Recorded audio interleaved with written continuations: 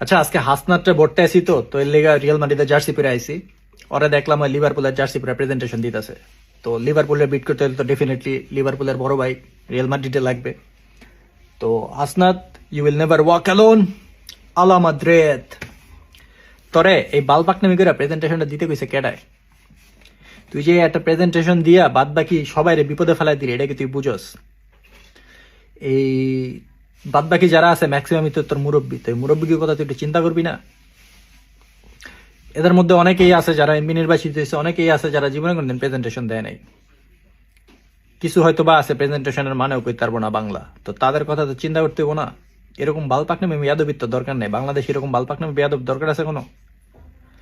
তারপর আবার এই যে খুঁটিনাটি সব কিছু যে দেখাই দিলি, যে আমার কোন ঠিকাদার কত টাকা পাইতেছে, কোন রাস্তা কই হইতেছে, এত ইনফরমেশন ওনারা এই বয়সে মনে রাখতে পারবে? এডি তোর করার দরকার আছে কোনো? এখন তারা যদি তোরে ফলো করতে যায় তারা তো বিপদে বেড়ে যাব। তুই তো বুঝবি না, তোর তো নির্বাচনে কোনো খরচ হয় নাই, জনগণ টাকা দিয়ে তোরে পাশ করাইছে। কিন্তু বাকিরা, তারা যে 1 কোটি 2 কোটি এবং 5-10 কোটি টাকা দিয়ে নমিনেশন কিনছে, এই নমিনেশনের খরচ হয়েছে 10 কোটি টাকা। তারপর নির্বাচনে পাশ করে আসতে হয়েছে, নেতাকর্মী যেগুলো আছে এগুলারে বিপুল পরিমাণের টাকা পয়সা দিয়ে খরচ করেছে। নির্বাচনের খরচ মনে কর 10 কোটি টাকা। এই টাকা তারা উড়াইবো কেমনে এখন যদি প্রেজেন্টেশন দিতে যায়? তাদের যে লোকজন আছে, নেতাকর্মী আছে, এগুলার ঠিকাদারির কাজ দিতে হবে না? তারা 5 টাকা রেট 20 টাকা দিয়ে কিনবে, তাহলে টাকাটা আসবে কোত্থেকে? তাদের সমঝোতার ব্যবস্থা করে দিতে হবে, নাহলে টাকাগুলো আসবে কেমনে? এখন তোর মতো যদি সবাই এরকম প্রেজেন্টেশন দিতে যায়, সবাই একটা ঝামেলার মধ্যে পড়ে যাবো না? তো তুই সবার কথা চিন্তা করবি না? তুই কিছু না করে এই যে বালপাকনামি করে একটা প্রেজেন্টেশন দিয়ে দিলি, তাও গেল গেল ঠিক আছে। এই যে দিরাই সাল্লার যে ভদ্রলোক যিনি আছেন, যিনি নির্বাচিত হয়েছে আর কি, দিরাই সাল্লার মানুষদের আমি বলবো যে ভাই, আপনারা মন খারাপ করেন না, কংগ্রাচুলেশনস আপনাদেরকে, আর বেস্ট অফ লাক। আপনারা টেনশন করেন না ভাই। আপনারা মনে করেন যে একদম সঠিক ডিসিশন নিয়েছেন, চরম লেভেলের একজন এমপি নির্বাচন করছেন।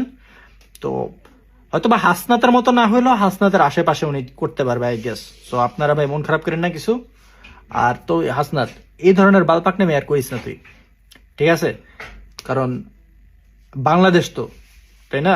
এখন তুই যদি নেপালের মতো এরকম জেনজি স্টাইলে চলতে চাস, বাংলাদেশে চলতে পারবি না, তোর চলতে দিব না ওরা, তাই না? তোর মতো তো সবাই মনে কর যে ওইরকম না, বেয়াদব না। সবাই তো সুশীল অনেক, আমরা তো সবাই অনেক সুশীল। তো এরকম বেয়াদবি যেন আর না করিস, ঠিক আছে?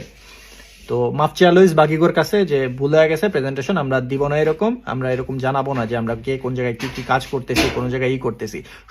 সবাই তো জবাবদিহিতা করতে পারবে না, সবাই তো জবাবদিহির ভিতরে না। কেউ কেউ তো আছে জবাবদিহিতার ঊর্ধ্বে, তাই না? তো এই সবার কথা চিন্তা করতে হবে তোর। নেক্সট টাইম এরকম আগাম করবি